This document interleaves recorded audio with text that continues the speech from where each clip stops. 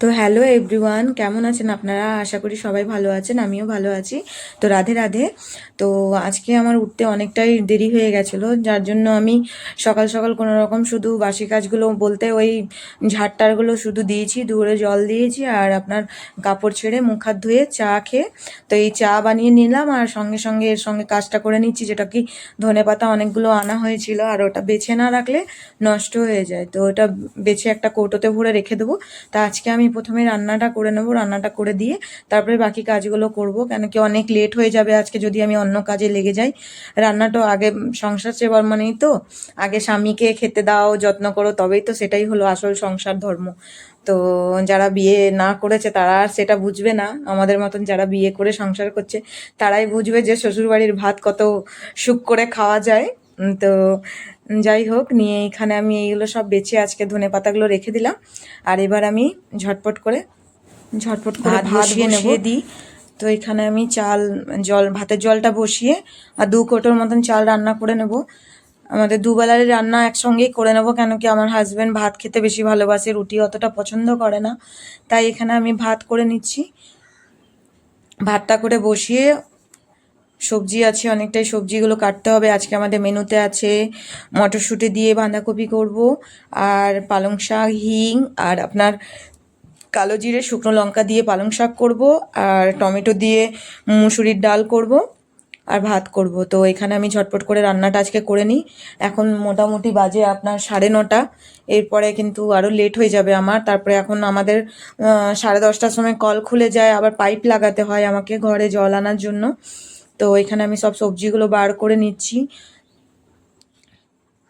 তো এত সংসারের কাজ থাকে আর ঠান্ডার দিনে উঠতে ইচ্ছা করে না, আর সকালবেলায় যদি আপনার উঠতে দেরি হয়েছে তাহলে গোটা দিনটা দেরি হয়ে যায়, মানে কোথা থেকে কি কাজ করব কি করব না কিচ্ছু বুঝতে পারি না।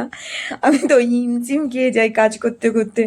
আর একা হাতের সংসার না, মানে একটা কেউ হেল্পার নাই আপনার কাছে যে আপনি কাউকে বলবেন যে এই কাজটা আপনার করে দিতে। হাজবেন্ডও বেচারা এত কাজ করে যে থকে যায়, ওনাকেও কিছু বলা যাবে না। তো যে আর তারপরে আমাকে ভিডিও বানাতেও হয়, ভিডিও রেকর্ডও করতে হয় একা হাতে।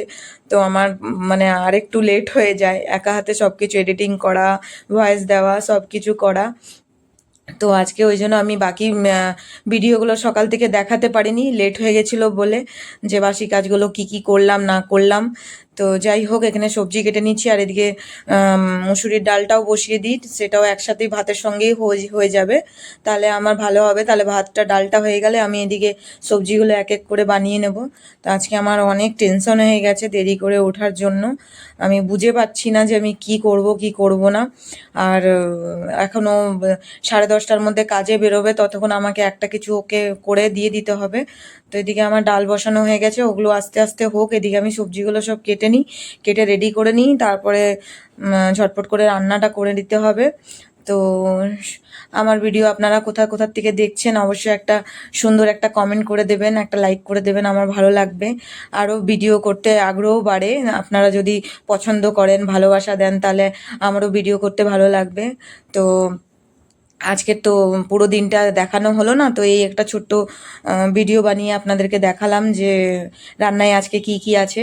তো ভালো লাগলে অবশ্যই একটা লাইক করে যাবেন, আর সঙ্গে থাকবেন, পাশে থাকবেন। সবাই সুস্থ থাকবেন, ভালো থাকবেন। যা ঠান্ডা পড়েছে এই ঠান্ডাতে মানে সকালে উঠাই এত মুশকিল হয়ে যাচ্ছে না, রাত হয়ে